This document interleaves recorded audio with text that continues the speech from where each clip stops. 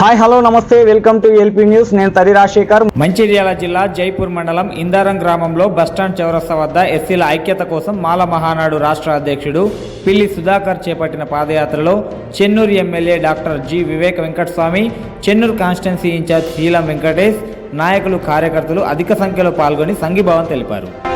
జైపూర్ మండల కేంద్రంలో ఇందారం ఎత్తున వద్ద మహాపాదయాత్ర సందర్భంలో మరి మనకు ఏదైతే నాడు మనకు తెలంగాణ కోసం పోరాడి మన కాగారు చేసిండు, అదే విధంగా సార్ కూడా మనం మద్దతు చేస్తుండు. మనకు ఏదైతే పాదయాత్ర భాగంగా సుధాకర్ అన్న మరి 1000 కిలోమీటర్లు పెట్టుకొని పాదయాత్ర నడుస్తుందంటే ఆశమాసి పని కాదు. సుధాకర్ అన్న ఎంట మన మందిరంలో పడి కలిసి కట్టుగా పనిచేసి విజయవంతం చేయాలని మనం చేసుకుంటున్నాను. అదే విధంగా వివేక్ వెంకట స్వామి గారు అంటే మనకు చాలా అండ.